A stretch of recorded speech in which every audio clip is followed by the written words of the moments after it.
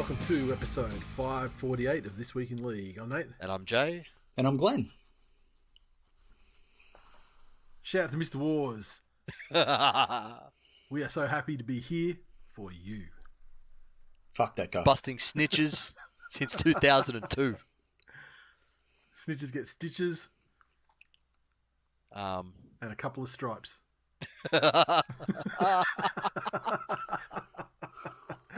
Those dirty motherfuckers. Anyway, for everyone else, we're not just having a three-way conversation just for the benefit of that is one the person. most inside baseball. Yeah, that is ever. it really is. But it goes to where it'll be appreciated, and that's all that counts. Fellas, how we going? Great. Sensational. Feels like I haven't spoken to you guys for ages, like a week or so. Oh, Yeah, could have been longer, but fuck, here we are. Yeah, couldn't it though, Glenny? Couldn't it? It could have. big I week. wish, I'll be honest, I wish it was. Big week.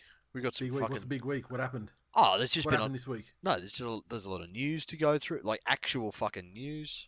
Yeah, look, I get the first question I have is can't fucking touch football started up yet or what? Because I'm trying to justify your fucking presence, frankly. Existence. Yeah, justify your presence on this show. I am this fucking show. Shut the fuck up. Still a couple more weeks before the senior winter comp kicks off.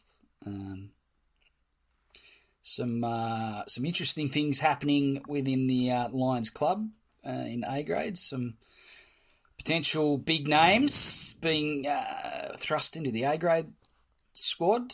Ash Taylor? No. Oh, No, some big names within the world of touch football, so it'd be exciting to see that hopefully come to fruition over the next week or so. So, like big names in the world of touch football is like the guy that works at Woolies and plays touch on the weekend. Or... How dare you? like That's big it just guys, highlights your like ignorance. Big names in the world of fucking curling, I suppose, as well. You guys are fucking ignorant cunts. Hey, look, we can be ignorant cunts, Glenny, but the fact of the matter is this: You are the biggest name ignorant. the biggest name in fucking Toowoomba touch football is fucking you. Fuck, We made it that way. The biggest People- name is D's. Exactly. that would make some people, like the Big real D's will touch go fuck your football, mother. hardcore Toowoomba touch people, that would make them bristle. But, Oh no, not the fucking hardcore Toowoomba touch people. yeah, no, there's fucking... The cunts with the pitchforks and the flaming torches have got nothing on these fuckers. Jesus. Really? It's hardcore up here. That's why I don't know who they are because Glenny, you might want to get him to fucking calm down for a little while. Like Toowoomba's fucking junior nursery's been under enough scrutiny recently. Good times. All right, what's the news? What's the news you want to talk about here, stepdad? Oh well, let's start off with What do you got? South Sydney coach killing. Yep, in the fucking gutter. It's official. Yep. Quality. So A team that's been playing for the better part of a month or so, like they wanted to get their coach sacked. Achievement unlocked. yeah, and so they finally terminated him. They had a meeting of the football club board, and they decided the club had to go in a new direction with the coaching, following a less than satisfactory series of results to end the 2023 and begin the 2024 seasons. Quote from Blake Solly. So the board and management feel that now is the time to make a change to the leadership of our football program in terms of the head coaching role. There is no doubting Jason's work ethic or his drive for success, but unfortunately that success has not been forthcoming over the past 12 months. Blah, blah, best wishes. Ben Horby becomes the interim head coach for the remainder of this season. Ben Hornby. Jesus. Yeah. It's funny, it's taken Who a couple the of board fuck meetings is that to guy? decide and not sack him, and then boom, all of a sudden they're sacking him again. Mm. And now it's taken. And look, at the start of the season, if you had have taken the odds on the first coach to get sacked, this guy was not in the top three, that's for sure. No, definitely not. No. SOS Wayne. By round four, he was in the mix, Mm. but It still boggles me though how clubs can fuck up the PR optics on this so badly. And come, Yeah, the whole, you've got the full support of the board. yeah, look, Like, I don't think what- there's any way to do this in a good way, like during the course of a season. But Because when it's coming in, they go, well, obviously our results aren't where we would like them to be. Yeah. But as it stands, He is our coach, and we will support him however we can. Hmm. And that's all you The say. the problem is, like, a coach, the circumstances around a coach getting sacked, at a minimum, it's just like tons of L's. And then, but then also, then there's the extra stuff, like, you know, murmurings coming from within the club, Team about meetings. this and that. So it's like, so it's never actually like a good, like, there's never any good circumstances around it in the first place. So it's just all, it's always just all bad, and there's no real way, I think, to navigate it. Do they get Bennett? Well, look, you know, that's the scuttlebutt around town, isn't it? I reckon Bennett goes to Para. Yeah, but they got to sack their guy first, and he's got himself some diplomatic immunity chips with Moses being out for a couple of weeks, and like he's got another couple to go. Yeah. And then they got Gutho's out for 4 to 5 weeks after having a minor procedure this week. So he can then say, listen, round 13 or 12 or whatever, he gets up to State of Origin, and it's like, I haven't had my fucking... half my spine's been out for. So look, you know, results aren't what they should be, but I got us to a grand final like 2 years ago, a year and a half ago, and I haven't got, you know, the injuries have been terrible, and not just the injuries, but particularly, you know, the key playmaker. This is the sort of shit he'll say. I mean, should he be sacked? Of course he should be fucking sacked. Of course. I wish I had sacked him fucking this week so I could fucking put it on the mantelpiece as another kill. But I just feel like, you know, there's that in the paper, there was a comment that, you know, Bennett, you know, would love to go back to South Sydney. He loves the club, and you know, is you know, a big fan of the proud history of. I'm like, Wayne Bennett loves the club. What? Wayne Bennett doesn't love anything but gilfs and money. No, he doesn't even love the gilfs. Well, He just fucking bangs them. Like, he doesn't love them gilfs. No.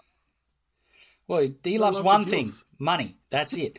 So, which makes me think he loves Wayne, and he loves the story of Wayne, and he loves the legacy of Wayne and Darius and money. Yeah, but he will go to the highest bidder, right? Like if both jobs are on offer, chance of most success. I think he'll go to the squad that he perceives as the immediate chance of most success. And is that South?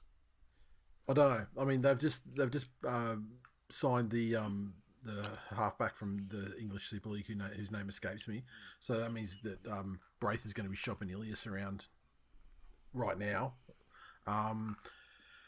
So if this guy's good, then they go, okay, pair him with Cody. I mean, Wayne will get the best out of Cody. Wayne will definitely get the best out of Latrell. That's probably the demise of Demetrio, actually, the fact that he couldn't wrangle, couldn't work with them. You know, like strong personality like Latrell, who needs like that Wayne Bennett fucking, you know, manager of fucking men thing that he does so well. I mean, it's the same way that he got the best out of Darius and Milford, and they were almost immediately washed when he left them. Yeah.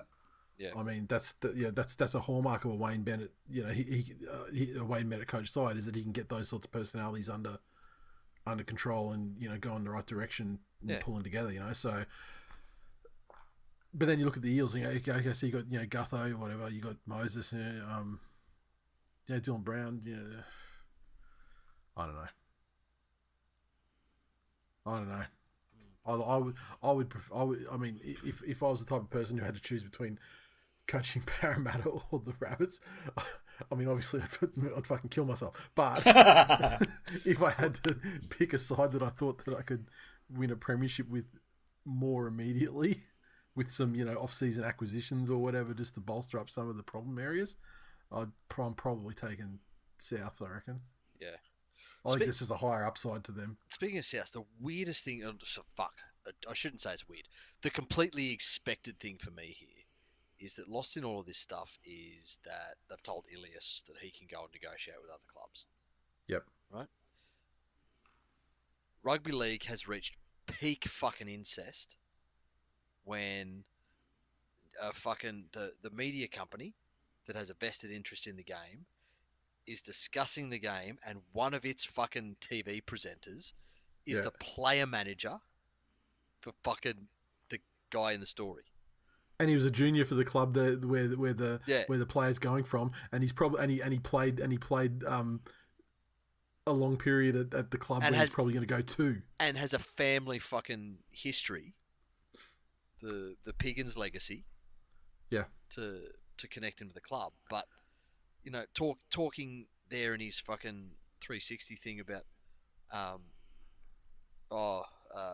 you know, I'm so surprised they shouldn't be spending money on a half. They've got a great half. They should go and be spending their money in the forwards. That's where they're lacking and stuff. And look, he's not wrong, but I mean, like, there's such conflict of interest there, and the thing is that they're not journalists, and they haven't, you know, they wouldn't know, you know, journalism 101, and so that's long before they even get to like the question of like, you know, ethics and when to recuse themselves from the conversation because of the conflict of interest. So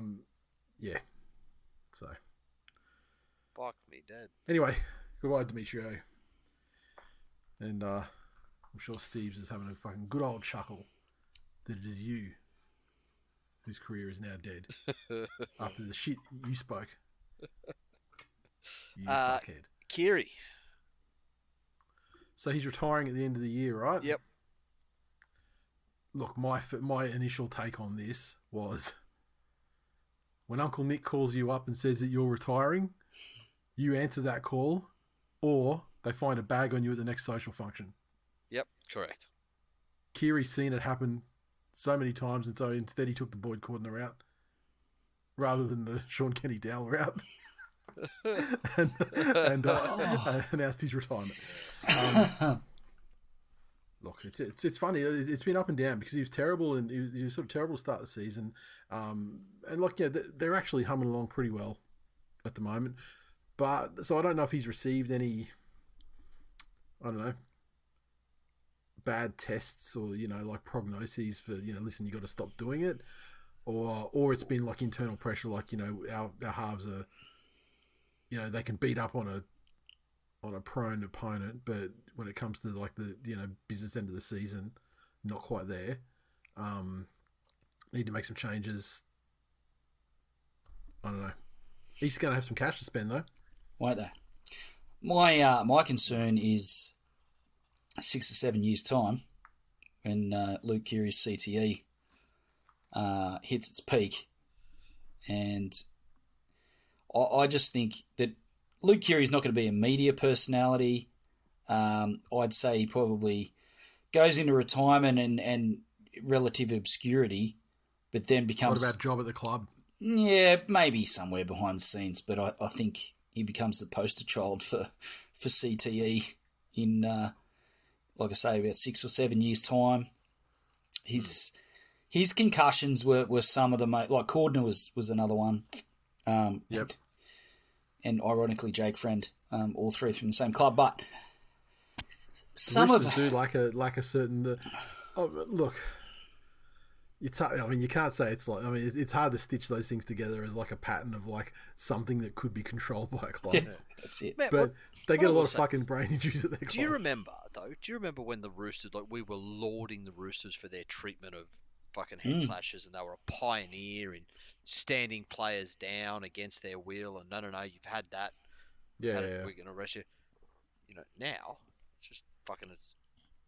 Now there's actually mandates in place and they stick to what they're told they have to do, and that's it. Yeah, I think also, Luke Keary's case is one that I'll be interested to monitor, is because some of his concussions were fairly glaring, like minimal contact, and he's legitimately out cold. Yeah.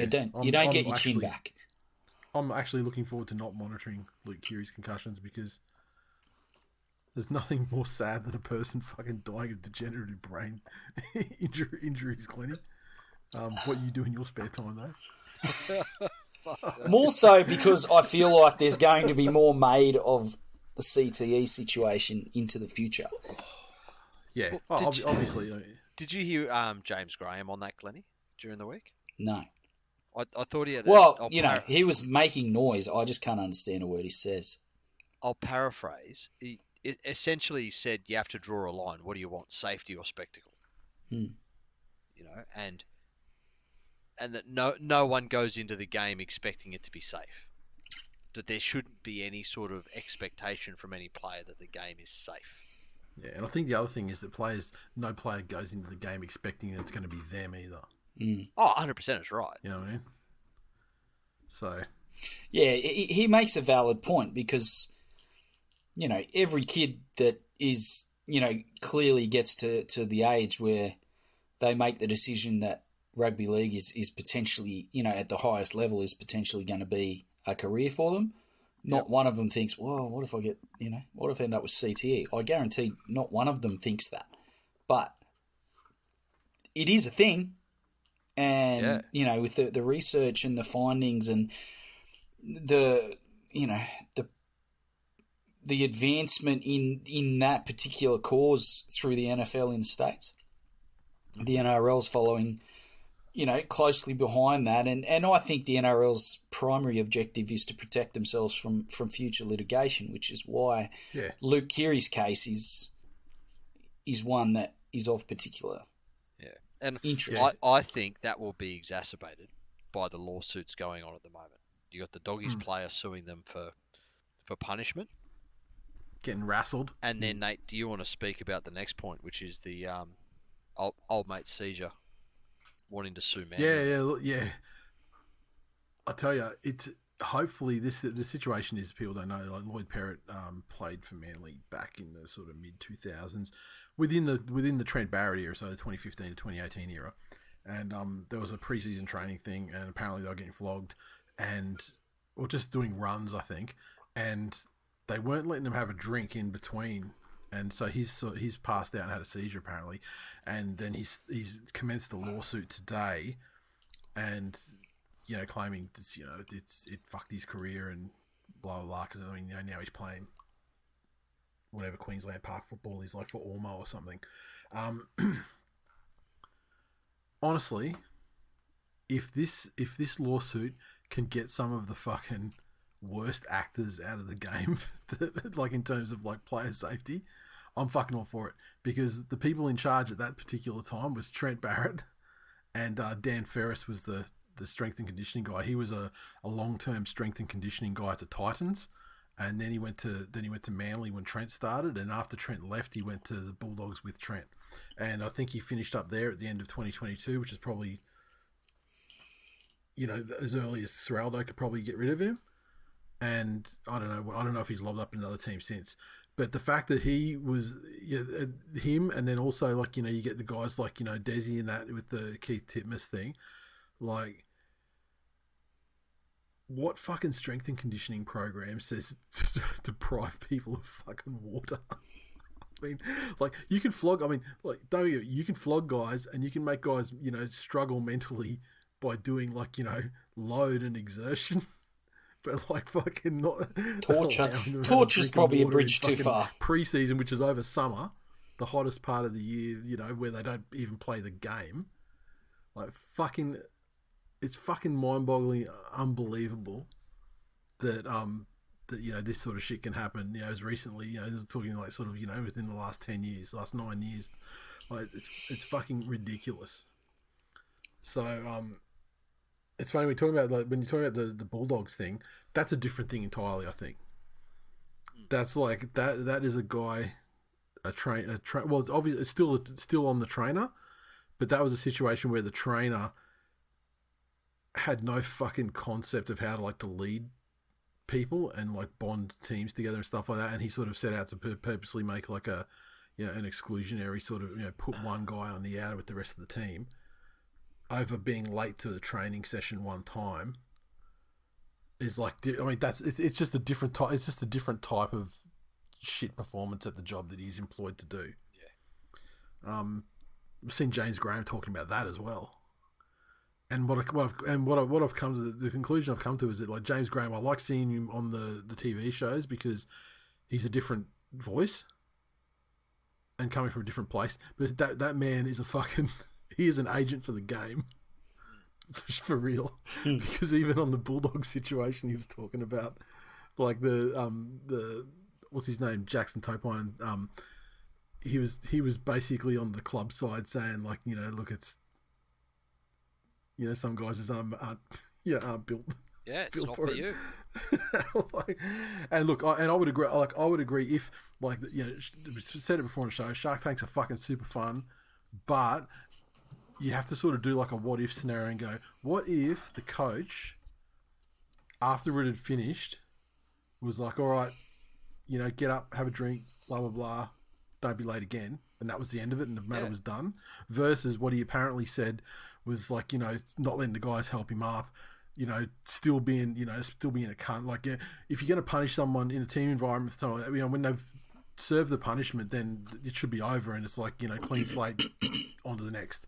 Yeah. I also think that it was a bit of a failure in the leadership of some of the players as well, because their leadership group, he's not their head coach. He's just a fucking strength and conditioning guy. They should have got together as a team thing. And they should have got the leadership group or the captain of the side should have got around the guy. You know what I mean? Yep. Yeah, but As if like the a strength player, and conditioning coach was wearing a polo shirt, that trumps. Because that is a sign of authority not to be argued with. Don't do that, do that. I was like, how about you fuck yourself? You got a problem with it? Go get fucking Cameron down here. I mean, and like, let's face it, Serraldo was not a sympathetic guy. I mean, he had a press conference today where he made a backhander. He said something like, "Look, like we train hard here, and it's not for everyone," sort of thing. Yeah.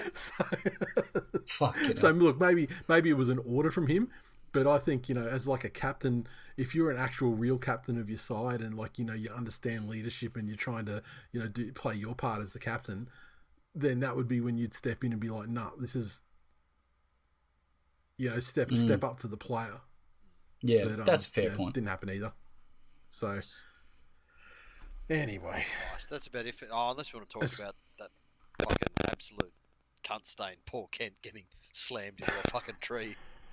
I could talk about that for fucking days. That's look. There's like the things I like about it is, one, he's got charged.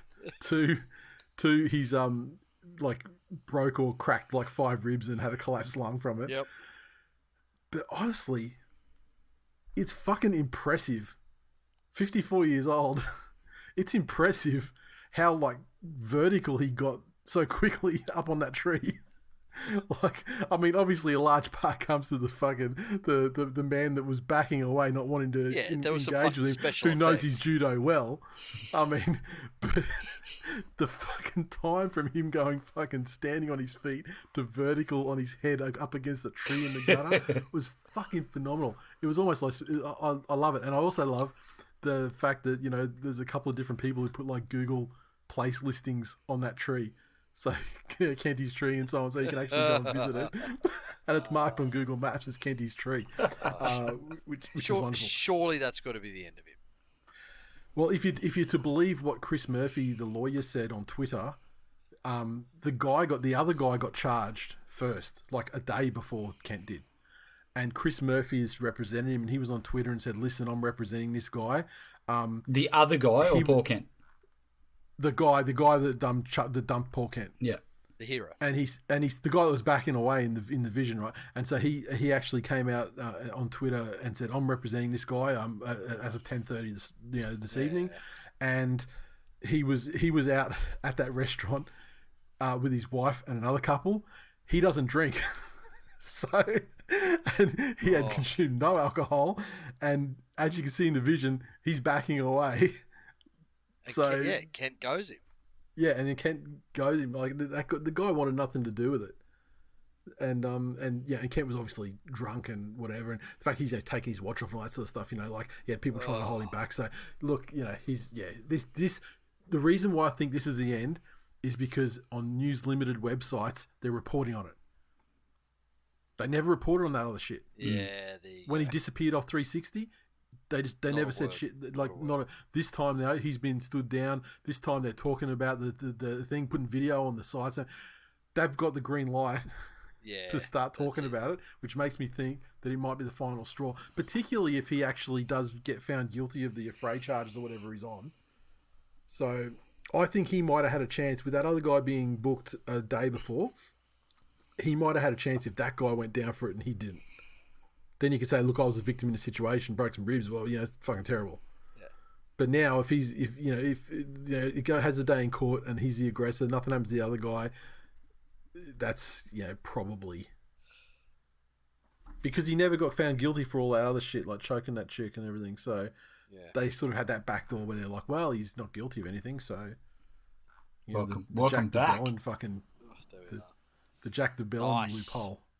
Nice. But, there's the news that was. Must be of course though. Fucking masterful fucking work from the mighty Manly Sea Eagles there with Daly at the judiciary. Pays to actually pay for proper representation and going with a fucking plan, because it's not very often that people get the downgrade through. Usually they get the other way because the judiciary's there to protect the match review committee, and on this occasion though, they actually fucking don't fucking talk about getting proper It is fucking ludicrous that we hire proper fucking legal professionals to go to a pretend court. You go to kangaroo court. Exactly. Just take a kangaroo in there. It's a kangaroo court. They love like the NRL. They love to think they're like a thing, but the thing is, you've got to play by those rules, though, or you're fucked. You know what I mean? You've got to play them at their rules in their arena, and do the dance and everything, and then to get through. But it also paid to have the chairman of the chairman of the committee, or the judiciary committee, the panel that night, with Jeff Ballou SC, who he was when he was Jeff Ballou QC, he would represent Manly players all the time, trying to get them off in the judiciary going back 20, 30 years. Jesus. And not only that, he was the chairman of the Sea Eagles and on the board of the Sea Eagles at one stage. So stack the deck. Yeah, you got to stack the fuck. You got to stack the. I saw a tweet from, I can't remember which journalist it was. He tweeted on Twitter saying that, myself and Scott Bailey have done so many, reported on so many judiciary hearings, and got to say that out of all of them, no one has ever been as calm as Daly rocking up to this judiciary. And furthermore, he actually seems like he's excited just to like be a part of it, see what it's all about for the first time. So. And shout out to Hamoli as well for fucking being the fall guy. Nice. True soldier for the side. You'll be rewarded. Righto. There you go. We've got 15 minutes to go through AAC round. All right. And wasn't it a genuine AAC round? First game on Anzac Day, or AAC Day, as it shall forever be known now. It's funny that we only just brought that old nugget up again last week, and it just proved to be true. The Gold Coast Titans, 27. Defeated the Warriors 24 in their own fucking home. Go Media Stadium. Disgusting. Unbelievable. This look. The scaffold's gone bad, Nathan. The scaffold has gone bad. The scaffolds are crashing to the ground. I'll tell you though, the Titans played pretty well last week, and they played better, even better this week. Again, same situation. They went down by a couple of tries straight away. And look, sometimes sides sometimes they need to kick in. They just need that sort of wake up call. Yeah, a bit of a kick in the balls to get them. And after that happened, they didn't claw their way back into the game on the scoreboard immediately, but they did definitely in like the running of the game. They instantly stiffened up. The Warriors had more, got some more opportunities, but they actually defended these ones, and then they slowly started to get themselves on the scoreboard and going in an unlikely halftime lead, which they managed to hold. Despite a little bit of pressure at the end. I mean, there was a time there where it seemed like it was pretty much a match winning. It was relentless for the last fucking 7 minutes. It was nothing but the Warriors repeat set after repeat set after repeat set, and but they weren't doing anything though. Exactly. They done. Like it was like they had the possession and the opportunity, but they never really felt like they were going to. But from where a fucking masterpiece of a game. Yeah, he did. Left it all out there. From where the Titans were to start the season, to actually. And I understand what you're saying, your point in regards to the Warriors not, what they were throwing at them wasn't the most structured or crisp attack. But again, you look at the way the Titans started the season, to actually hold them out for that period of time and really scramble and hustle their way to close that game out was probably the most impressive part. That's the thing. Points haven't been their problem this season. Yeah. They've been involved in some very high-scoring games. It's been controlling momentum and stemming the tide. When that team goes, well, hang on, it's just the fucking Titans here. Let's come back over the top of them. They haven't really had the answers to that defensively. Yeah, and you've got to remember, like, the Warriors, I mean, like, 2 of the tries they scored were just fucking, like, well worked, but, like, just crash balls to AFB. Yeah. Pretty much under the sticks, you know, like, whereas, I mean, like, honestly, like, the thing I took away out of that game was, like, Foz played such a fucking monster game. In defence as well, like, body on the line, like, you know, stopping forwards, like, just one of those games for Foreign that, you know, the ones that like his legendary games, and the team got around him. I'm sure Titans fans, they can't be fucking talking shit on Tanner Boyd anymore now, because I mean that's two great performances in a row from him. Selected forever. And it was another and it was another week at fullback in his own right for Brimson. Yep. And you could tell that actually they were, you know, it was like a week progressed from, you know, when he was chucked back there last week. So, just the fact that Brimson is a little bit more, is just a little bit more solid, and a bit more of a you know, nuggety sort of build. He has that ability if there's a bit of space, but he's got to break. You know, he's got to bust through some contact. Yeah, he does that obviously because of his frame a lot better than Campbell. I think Campbell in broken field with his footwork is great in his own right, but I just think the way that if the Titans play to their strengths, I think Brimson running off for feeder and you know around Foreign is probably the go-to for the Titans. I think Brimson's just got a better football brain as well. Rather than just like straight young athleticism. That's fair. Which is the Campbell. That's it. In the socials, Cruzy, he said there's going to be nose beers and drinks flowing on the Gold Coast tonight after that win. Yes, there would have been, but it wasn't. Well, yeah, but that's like it's just that's a fucking day that ends in Y on the Gold Coast. Ryan, the Warriors finally get gifted the easiest opponent for Anzac round after getting reamed year after year by the Storms and still managed to bottle it. It was so fucking. I mean, it was so satisfying. Like, the result was so satisfying. Matthew, he said, happy for the Titans. Also happy that my footy for the rest of the weekend is Titans free. Noughts. Titans walking away like Beth walking away from Jake. Battered, bruised, but still taking the 2 points. Christ. Steve, he said the Warriors win the best Anzac jersey of the round. Interesting. No. It's like a fucking Tasmanian's nightmare. Levi. He said that game was the most tragic event to ever occur on this date. Next game. The Roosters 60 defeated the Dragons 18. Fuck the Dragons. Fuck them. Just want to say, you're welcome. You motherfuckers wanted to get tipped.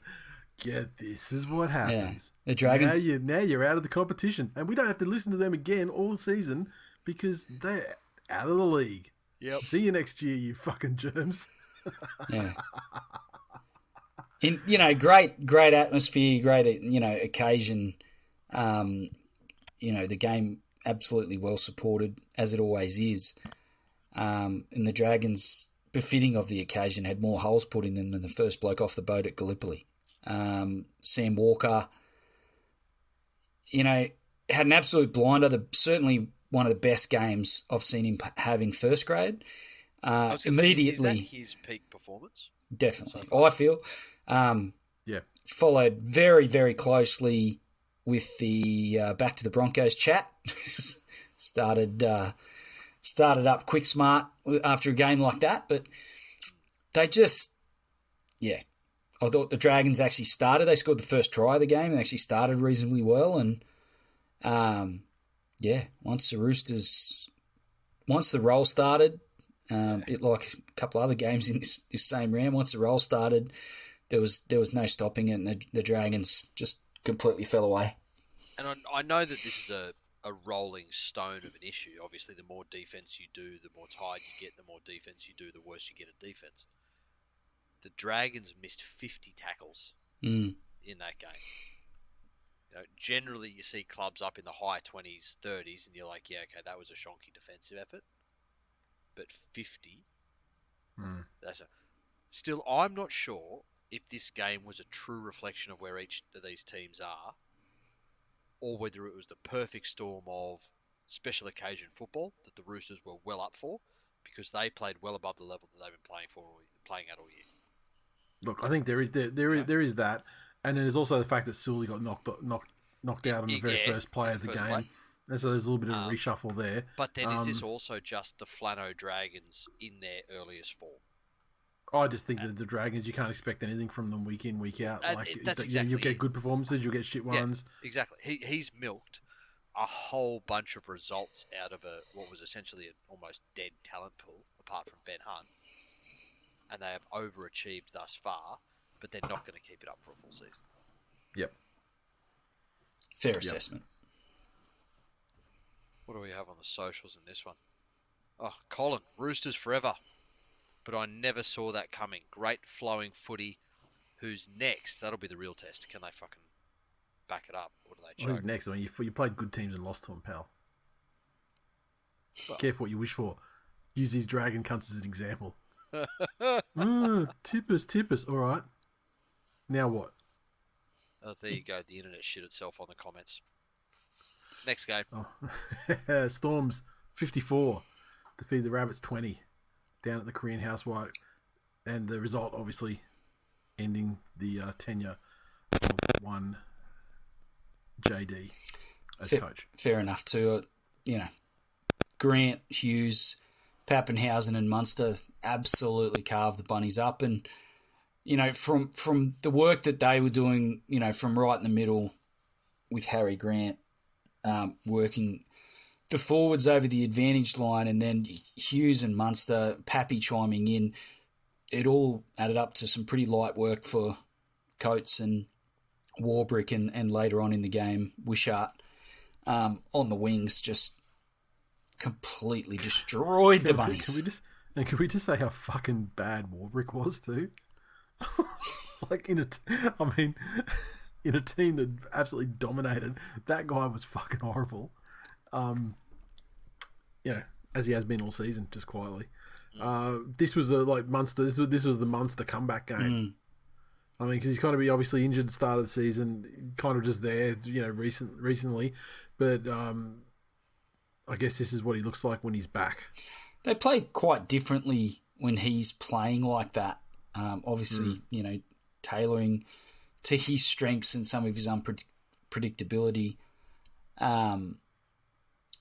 Coates, for me, and they made the comment in commentary that it looks like he's had a big off season. He looks leaner and fitter, and just isn't really out of position. His finishing is outstanding for a guy, his size as well. He's, the way that he can maneuver his body as a really tall winger is impressive. And Hughes, again, extremely underrated, but so important to what the Storm do. 100%. Shane, Harry Grant's try was embarrassing for South. He just turned around in a circle and dived over. And fell over. That one was interesting.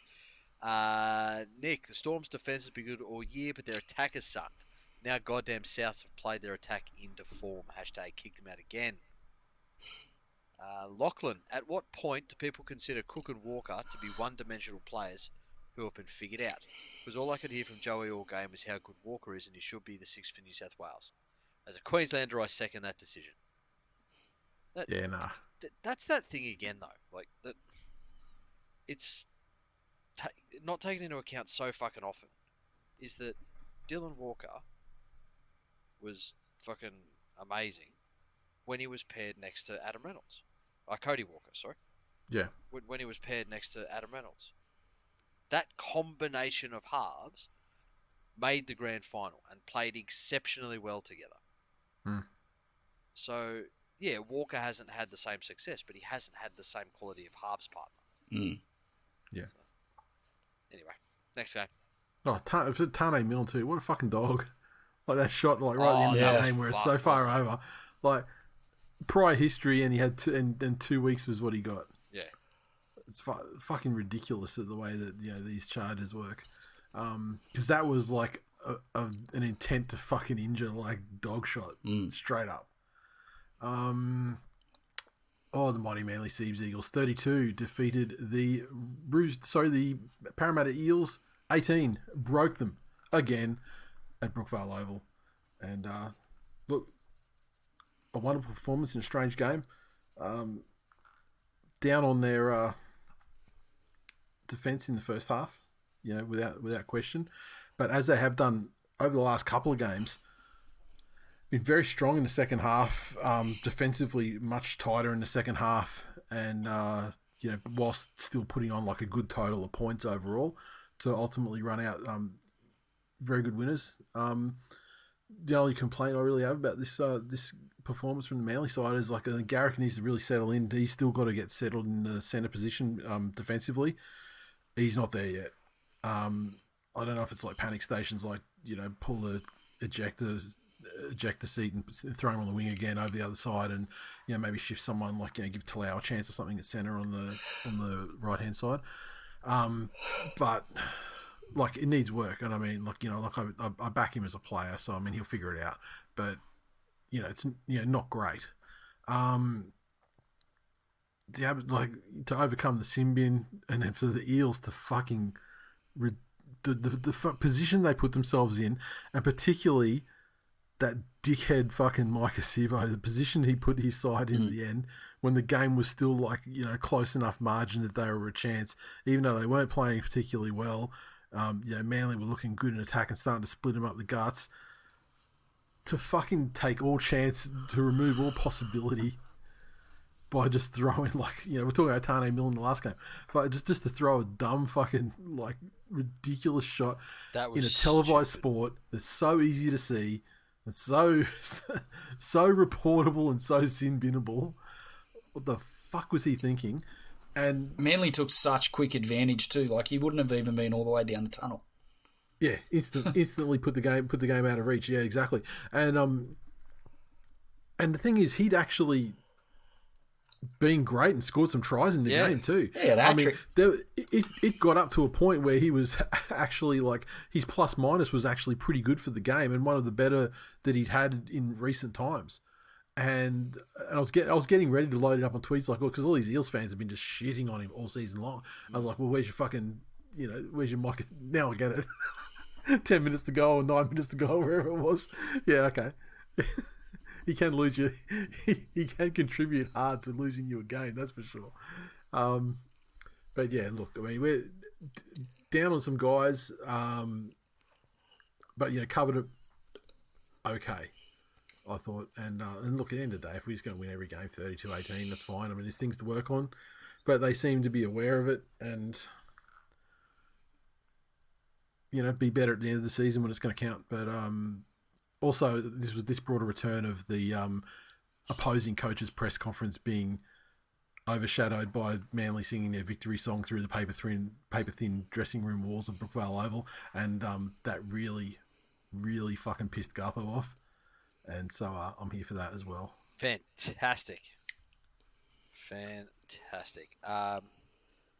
Bennett, if stepdad doesn't read this comment, he is delinquent in his duties and should be pulled in front of family court. There you go. Fucking read it. Yeah, but you read the comment, but the comment there was no game comment on there. I know. It was just that's not delinquent in his duties at all. That is the fucking Manly fan of comments. You dumb fuck. Dave, give Hamoli a Blues jersey. I agree. Well overdue. What else we got here? Oh, everyone's debating the lifting tackle. Anthony said Manly top 5 after being asleep. Good things to come. Devonhead. Shame to see a conglomerate like Walmart shut up shop on this. I have no fucking idea what that's on about. Terry. Sometimes, just sometimes, when you wish both teams would lose, they both try to make it happen. Shunter Senior. Madison was owned all game. Hashtag Brooksy's a bully. That's a great That was my favourite. That was my favourite part of that sequence where Madison smashed Brooksy high, and because he doesn't play for penalties like Parramatta do, he just bounced up and got on with it. And then a couple of minutes later, they sort of said, "Okay, you're on report, Madison, for that tackle you did last year." And then Brooksy just fucking pick him up, dump him, and then when he hits the ground, then fucking bitch slapped him across the face before he landed on him. It was just fucking amazing. And on Brooksy watch, he's already won as many games, I think, with Manly as he's won the last 2 years with the Tigers. He's looking to get the last 3 years by the end of this season, I reckon. So it's good to see those little legs not only pumping, because they're always pumping. They've always been pumping. Been a fan of it for years, as you know. But now they're pumping and he's got a smile on his face as well, which is just a fucking beautiful thing to see. Isn't it, Glenn? Lovely. Next game. I don't hate it. Broncos 34 defeated the West Tigers 10 at Jared's house at Campbelltown Sports Stadium. Broncos up 16-0 at half time. I thought that you got fucked in the ass by Grant Atkins, or not by Grant Atkins, but by the video referee, Glennie, because there was that try that Appy scored, would have put it 10-6, probably at half time, because there's only like a couple minutes to go. And there's no fucking way that try should have been disallowed. It's such bullshit. And Broncos then capitalise and score another try shortly after, so potentially 10-6 half time goes in 16-0, and that was game. To the letter of the law of the rule, though, it was correct, right? Because they changed the rules. And there was all I saw separation. was that he had the ball. He had the ball. So explain the change to the listeners, Glennie. I don't know what the change is. I wanted it to be a try, but they're saying, with the change in the rule, that he loses control and you can't. You must regain control. Yeah. So you can't just lose it and then force your hand. Catch up to it again. Catch up to it, yeah. That's basically the way to put it. Yeah. So what the fuck's that mean? Regain control? Is my hand on top of the ball not regaining control? Because there was no control. Yeah. Do I have to grasp it and then move it backwards and forwards again? Like what? Unless you got the shack hands, and you actually can wrap more around a ball. And hold it like a burrito. Have, you know what I mean? Yeah. I mean, you're controlling it to go in the direction where you want it to go, which is playing on the fucking ground across the try line. But try and do something else, totally change the direction. You can't do it. You got no control. Can you still ground a ball with your torso? Yeah. What happened with that torso? I believe you can. I thought, yeah.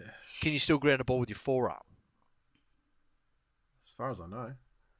So then, what's control with your forearm? If you drop the ball, can you then just make a fist and ground it with your forearm? And so that's as much control as a forearm can get. Yeah. Well, I mean, if you got the right representation, you probably get off. Look, Reynolds cut the Tigers to shreds. His kicking game was one thing, but his ball playing was outstanding. Walsh had his moments as well. When you can take a fucking intercept while dealing with a fucking hamstring cramp or whatever the fuck it was. Whatever was going on. Polio. The man had polio on the wing and still took an intercept. Yeah, give it up. Yeah, look, the roll started early and, the Appy decision aside, the Tigers couldn't find a way into the game. And, no, not at all. And the Broncos are terrific at basically taking a half chance and backing up with 5 guys in support. So they turn those half chances into tries pretty much every time. Can I point out to you how scary this is? That the Broncos played such a fucking dominant game of football, completing at under 70%. They put on 34 fucking points with 26 sets in the game. Yeah. That is absolutely fucking staggering. Your prophecy on the big Fainu brother, Nate, is holding true. Yep. Yes. What was that prophecy, Glenn? That, it's a bit of a loose unit, can give away a penalty, can find his way into trouble. And there's just a little bit of loose wiring going on upstairs there.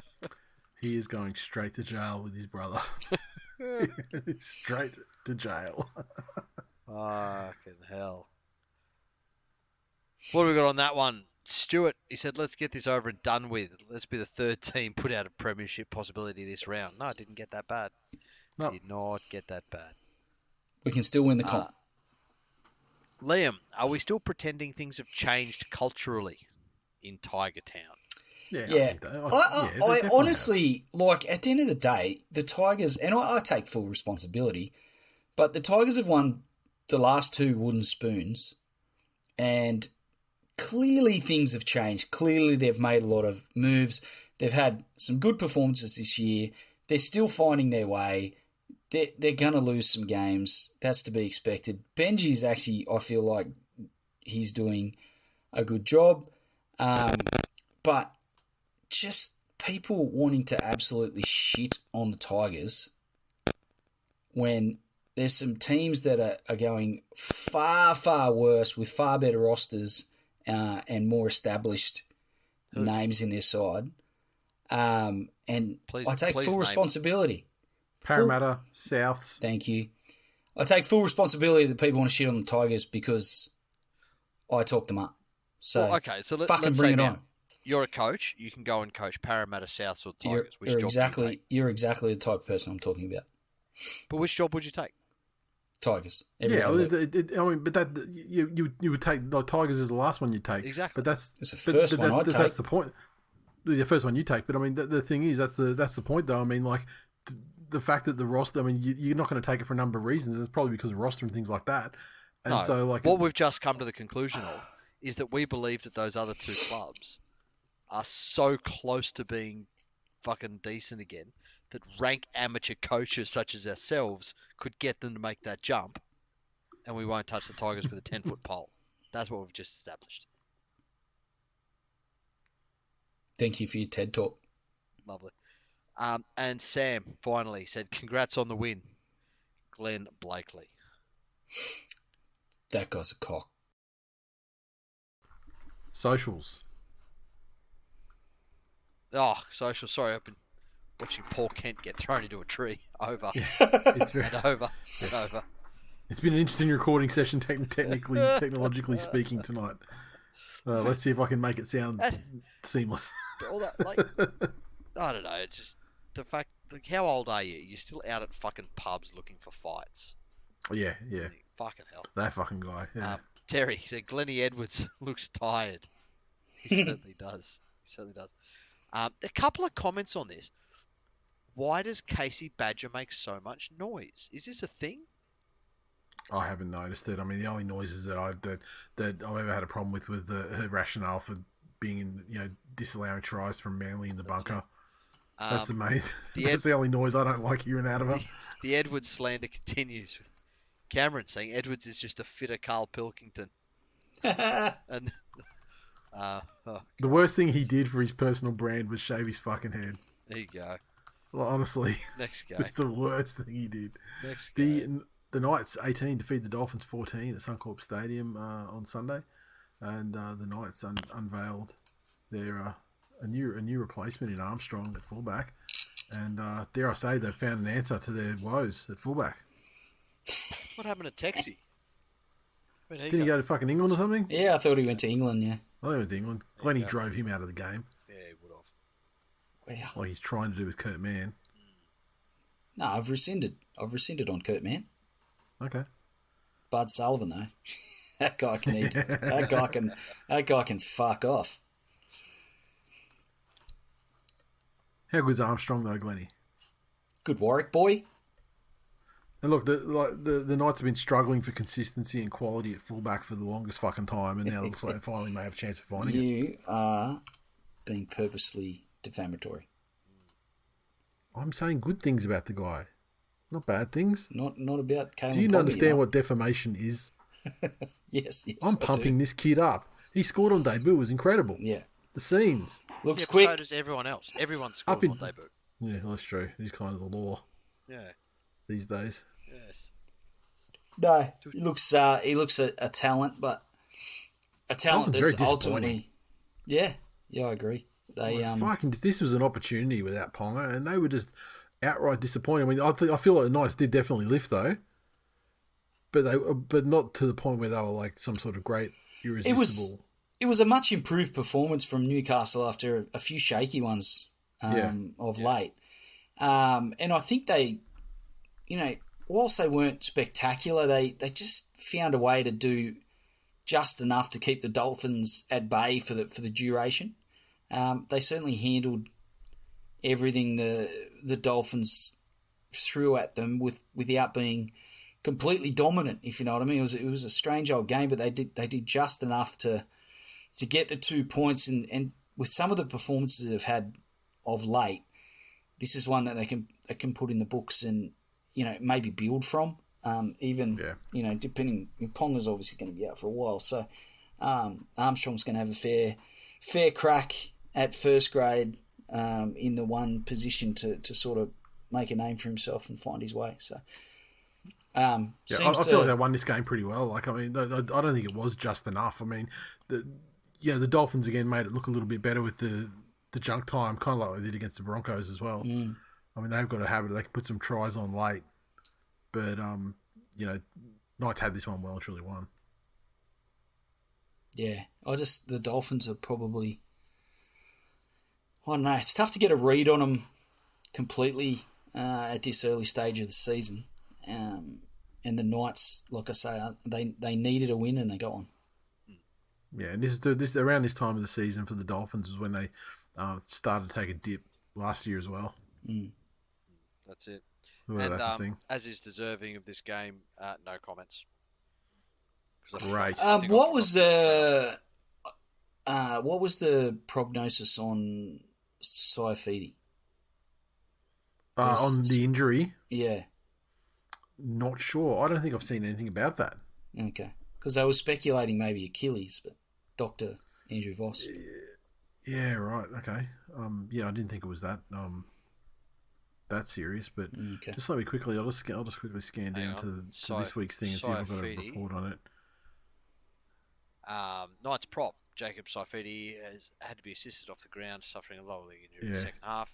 He's out, but it's TBC from what I'm looking at. Yeah. Nothing official. Okay, so no comments. The Sharks 40 defeated Canberra 0. Ugh. The holy scoreline appears again. Amen. In Canberra. I'll be honest. I thought that's where the Tigers game was heading. And let me tell you, the Raiders, as a 40-0 scoreline may suggest, the Raiders were not in this game in any way, shape, or form at any stage. No. And it's fucking disappointing. I mean, look, we knew there was obviously going to be some sort of directional change from them with the injury. Obviously you lose your halfback. Mm. It's an extremely important position to lose. But they didn't lose all of their middle forwards, which is where Cronulla absolutely fucking belted them and laid the platform for their win. See, maybe this is just a case of perception becoming reality because they wore a camouflage jersey. So it was just like there was no one in the defensive line. Maybe so. You might have cracked it. Yeah. I was surprised to see the job that Cronulla did on the Raiders through the middle, and then just especially when you look at like the starting middle of the Raiders is one of the better 100% combos there in Papali'i and Tapine. So, and this is my issue with Ricky Stewart as a coach, that with the talent that he has on paper, there should be a floor for this team that is well above what they produced in this game. Yeah, and I guess this game was the anomaly of their season thus far, I suppose. So yeah, but that's what I'm saying. To be the coach that he thinks he is, this anomaly doesn't happen. Yeah, you have a certain flaw in your side and certain things that are non-negotiable, and going down 40-0 to a side on paper that you should have dominated, especially in the forwards. Yeah. Isn't okay. That is a coaching issue, not a playing group issue, especially, Nate, like you alluded to, when it hasn't been an issue the rest. If it's a talent issue, or a team chemistry issue and it's been happening all season, fair enough, this happens. But for them to go from where they've been to this, that's trouble. And it happened at home. Yeah. For them to turn up their toes like that at home. But you have to give the Sharks credit. The work that their forwards did through the middle and the space and time that, the age-old adage to lay the platform. But it was so evident in this game, the time and space that Nicho Hynes had. And he picked his moments for ball playing and running to perfection. I thought he was definitely worthy of the 12 Dally M points that he gets every week, certainly in this game. This was the first time I feel like he earned them. Yeah. Had an outstanding game. Cam McInnes, wouldn't you love to be Cam McInnes' plastic surgeon when he retires? You couldn't take on any other client. He'll be getting a referral from Dale Finucane. we had a couple of people shit on us because we'd given it to Dale, and poor old Cam McInnes, skates through unscathed. But he's an unfortunate looking chap. Put it this way, mate. If this is the thing, maybe that's why Dale Finucane retired, because when you got the Goonies, you can only have one sloth in the Goonies team, and now it's Cam McInnes. He's the younger sloth. There we go. Any comments for that? Of course you're gonna want fucking massacre. Oh, he's busted out the silver chair. Now everyone's got silver chair in their fucking head for the rest of the day. That's fucking great. Troy, as a Sharks fan, I'm just waiting to see what Ricky whinges about in the press conference. I didn't watch the press conference. Did he whinge about anything other than his team's commitment and performance? No, he had nothing to complain about. I mean, but I know that's not saying anything for Ricky Stewart, because that can't find something to complain about better than anyone on this fucking earth.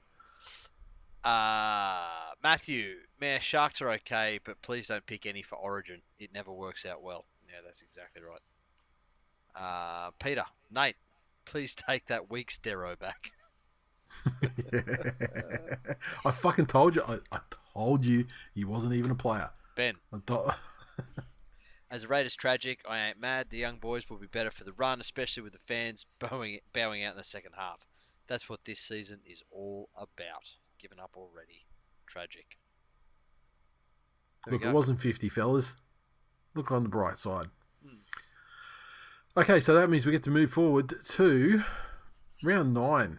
And this round, the Eels have the bye. And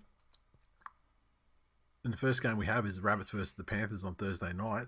This one is taking place at Sydney Olympic Park, Accor Stadium.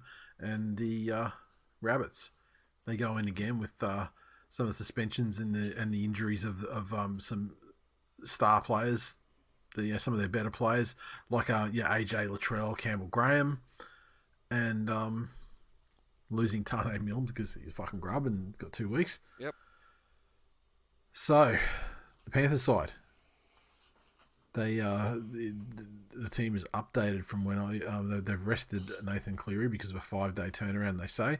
Yep. I mean, it makes sense. I mean, hamstring injuries do, recur under fatigue. That's it. So, and it's only, the worst team in the competition they're playing. So, no dead cat bounce for the coach at all.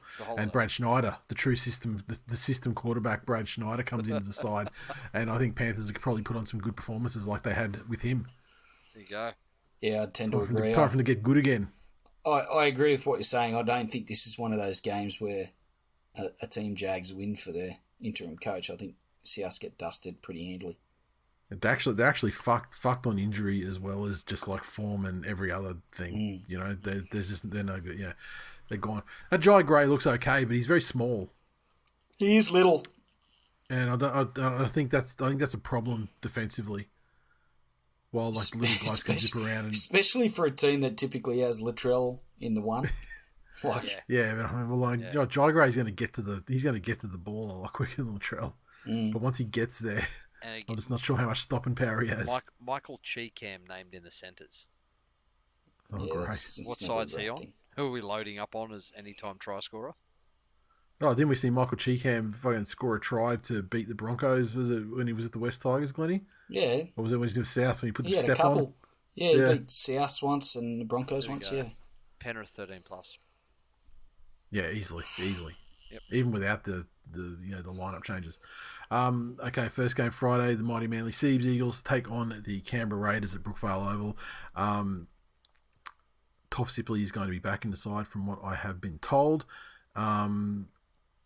So we're getting closer to the lineup that we want to have. Obviously, big loss for Hamoli being suspended for the next two games, but also Hamoli was suffering from back spasms and stuff as well. So that's why he was the sacrificial lamb in this scenario, because they wanted to give him a rest before the bigger games that we've got coming up, like Magic Round and stuff like that. So look, otherwise, starting to get a more settled lineup around with the forwards coming back into the side.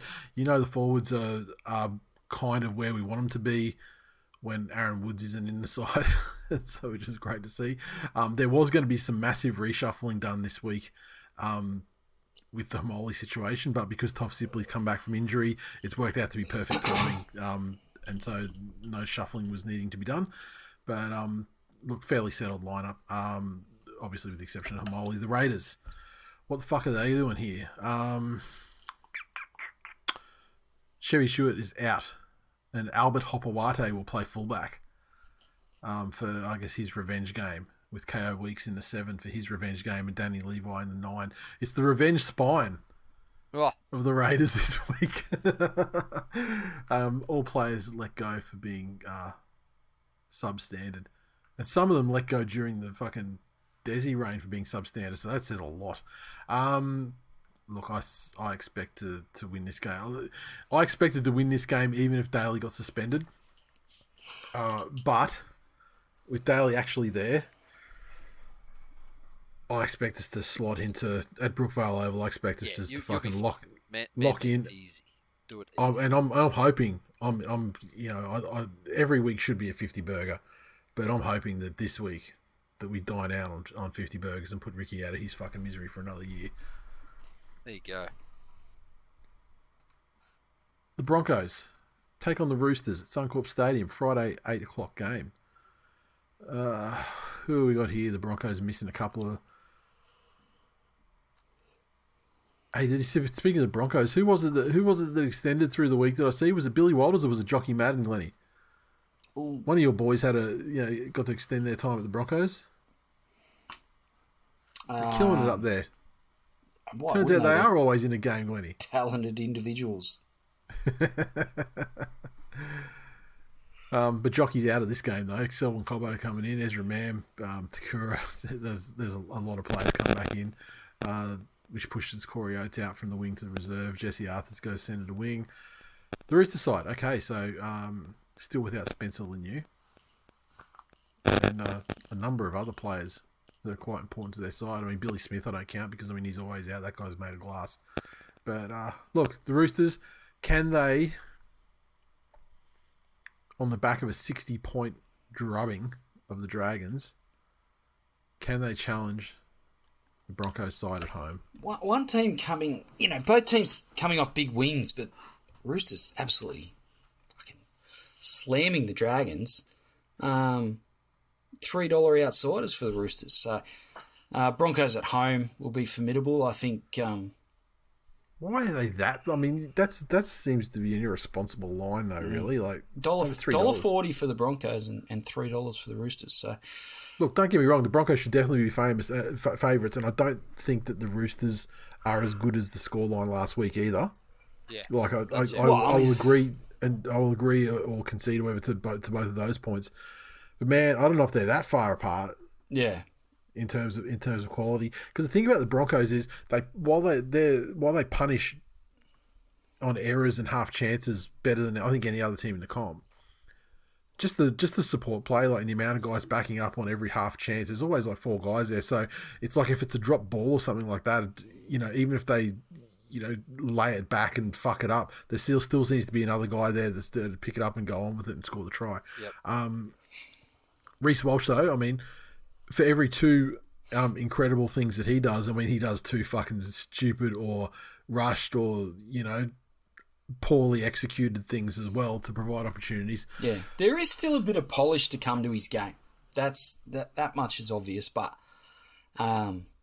it's just everything he does has to be fucking all or nothing brilliant, and when it comes off, it looks spectacular. And when he, sends it over the guy's head or, whatever. Yeah, we established this last week. He's Indiana Jones. His presence in the game, there or not, has zero impact on the outcome. There's a couple of flashy things and a couple of fuck-ups. Net zero. Broncos 1-12. Yes. I'm going to go 13 plus. Oh. Why not? Cool. Why not? The Doggies take on the West Tigers at Accor Stadium on Saturday afternoon. Now, this is a big game for the West Tigers because the Dogs are starting to finally build like an okay baseline to their performances. Defensively, they're pretty good. They're starting to find their attack. West Tigers, certainly cultural improvement and definitely performance improvement, but they can still, as we saw last week, they can still eat a decent scoreline. Yeah. But both sides would be looking at this game as a real chance to get some competition points. Definitely. So why are the West Tigers going to win, Glennie? Because we're better. Because we're better. Better in what respect? At rugby league.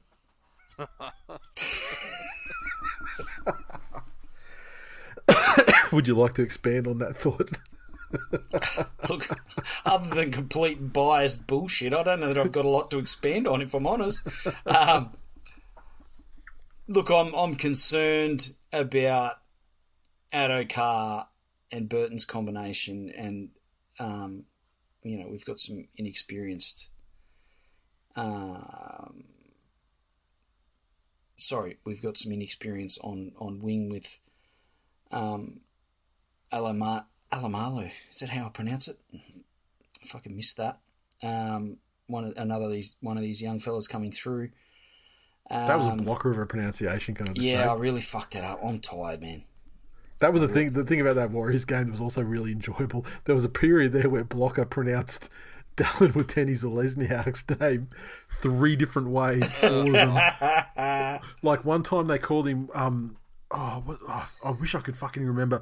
They were all time. Like how you do it. It was like in 2 minutes, 3 different times, 3 different ways, all of them incorrect. Incredible performance from our blocker. And when you're talking about fucking Kiri being the poster child for CTE, wow. Let me tell you, I got someone for you who's doing it now on tape every week in 4K. Anyway, 13 plus. The Dogs are better. They're better defensively. The thing they have developed a little bit of a baseline sort of defensively. The Doggies at the moment, and the attack's starting to come in when you got guys like Crichton. You expect it out of them, and now they're starting to pull it together a little bit. I think that the Tigers can beat it. Like in a shootout, I think the Tigers have got potentially more points total in them, but I just think that the Doggies are better defenders, and that's going to be the difference. That's it. The Titans take on the Storms at Hope Solo Coliseum in Robina, Saturday evening. And the Gold Coast side, obviously coming off a big win over the Warriors. They've lost Mo Fotuaika, so they're pretty light on, I think, in terms of props in this game, having already lost Tino for the season, pretty much. Yep. Storms, humming. Xavier Coates is out, but otherwise, Tyron Wishart just moved from the bench over to the wing, and Titans blew themselves a nice little bubble last week with a win. I think the Storm come in and burst it fairly emphatically. I can't see a way that Titans win this game. No. The thing we're saying about Storm in this season as well, when their attack wasn't firing before they were throwing 50 burgers on, their defence was incredible. Yeah. Titans love a shootout. Every game's a shootout. Yeah. I just don't think the Storm will allow a shootout. No. I think the Storm they'll be able to defend a couple of tries, 3-4 tries, and by that stage it's gone. Yep. And then they could build up a score again. Titans just don't have the ability to break that Melbourne defence down to give themselves an opportunity to win. Simple as that. No, that's right. This is not going to be a replay of the famous Sarge game. Not at all. At Suncorp Stadium that year where they did beat the Storm in a shootout. The Cowboys take on the Dolphins up at the Abattoir. Chance for the Cowboys to bounce back after their loss last week. Dolphin side. Fuck me, they've got a lot of good players on the sidelines at the moment. And I think for that reason alone, I mean, they get the return of Felice Kafusi, and he is huge for them. Yeah. But that's not enough. Cowboys will be rocked from last week, and at home again, I think that point. Correct. Cowboys.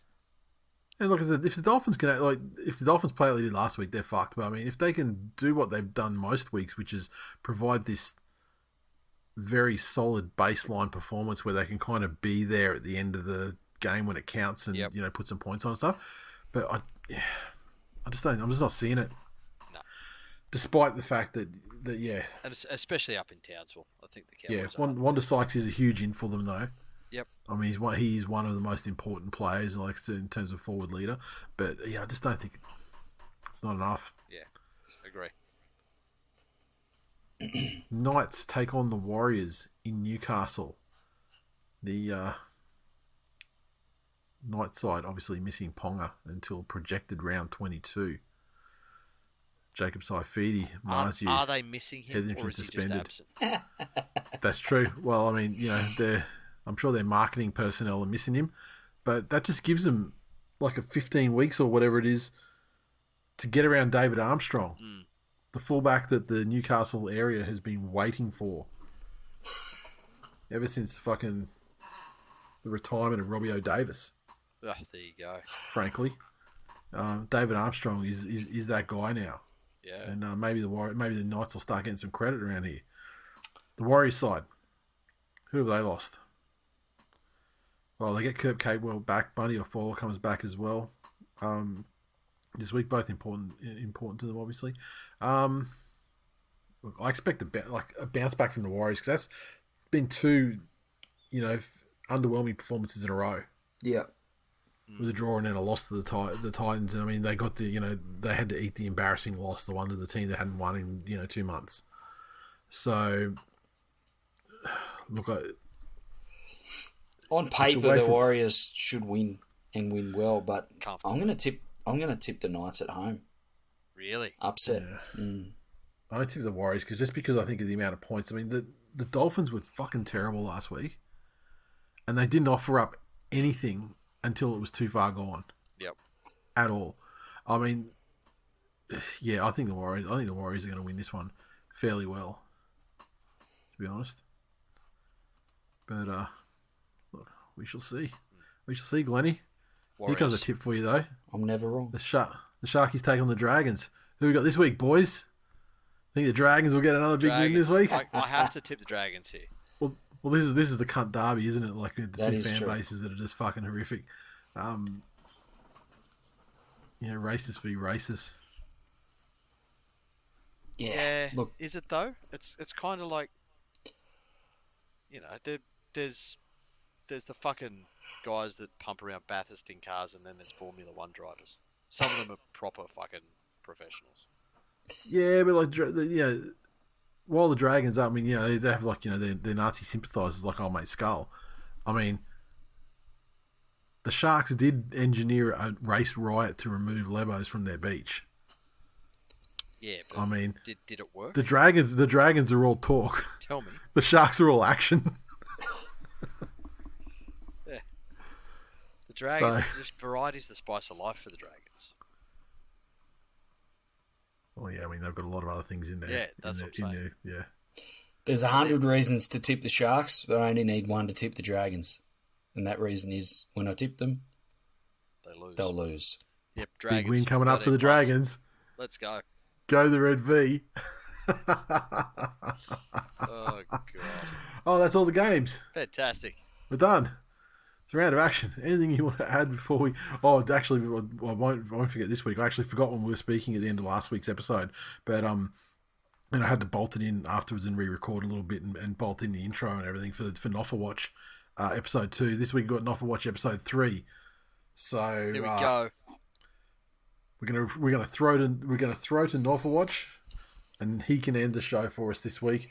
Wonderful work again by James, and we thank him for his ongoing contributions, because I tell you, it is kind of satisfying to see Noffa sucking more in England. Like, I mean, when the history of Australian players going over to England when their careers seems to be dead and buried, and they fucking dominate the competition over there. You could just imagine the phone call with his agent, and his agent's, mate, you'll crush it over there. It'll be mean as steel. You'll come back. Oh. And Noffa is like, you know what? You're fucking right. Yeah, and now he's over there, getting dropped and just like basically sucking even more. I mean, Noffa in the UK is the player we sort of said he was when he was here. Like, he was never as bad as we carried on the show, but now he legit is in England. So here's Noffa Watch to end the show, and on that note, we will see you next week. Later. See ya. Welcome to a very special edition of Noffa Watch.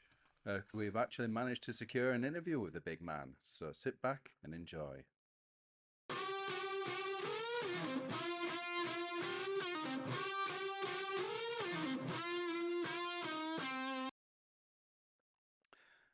Welcome, David. I just want to say thank you so much for sitting down with us.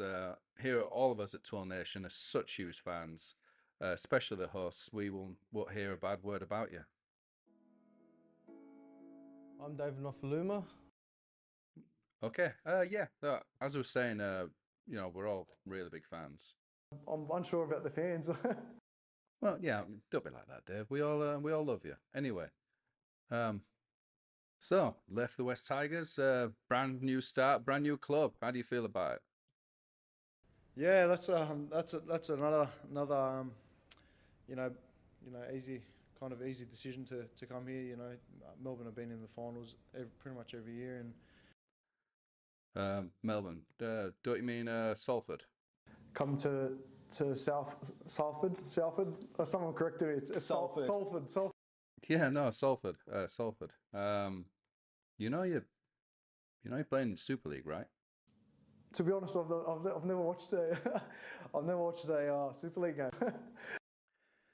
Yeah, I suppose that tracks that your internal compass is fucked and you don't know where you are. But it has to be said that you came over with a big reputation, Tigers' highest ever try scorer. You thought you were NRL standard, you thought you were NRL playoff standard, but you've been proving that you're not even Super League standard. I mean, what do you say to your new fans and your new club? At the Tigers for a long time. Yeah, fair point. I get that. But you can't come over and use that excuse. Many West Tigers come over and flourished. Look at Pat Richards. And there were others. But I've got to say, we still support you massively, Noffa. You're one hell of a player. And you're very much in the mould of Toowoomba TWiL Nation legend, the Toowoomba Ghost, not because of the KKK, Big D's, Glenn Blakely, who actually says he styled his game after you. And it's my understanding, actually, he's been in touch recently and offered you a job at Track Spares if Super League doesn't pan out. He has reached out and clarified that his days of tying up young Polynesian men to chairs and oiling them up are behind him. And if Super League doesn't pan out, there's a future for you at Track Spares and the old MI. So how do you feel about working under Big D's? Yeah, he's been fantastic. He's seems like a very, very genuine guy, and that's I can already see that someone I want to work for. Well, it's been a pleasure talking to you, Noffa, and thanks for having us. And from all of us at TWiL Nation, we say good luck. We foresee a bright future for you and the MI. Thank you. And that's it for Noffa Watch this week. And back to the studio.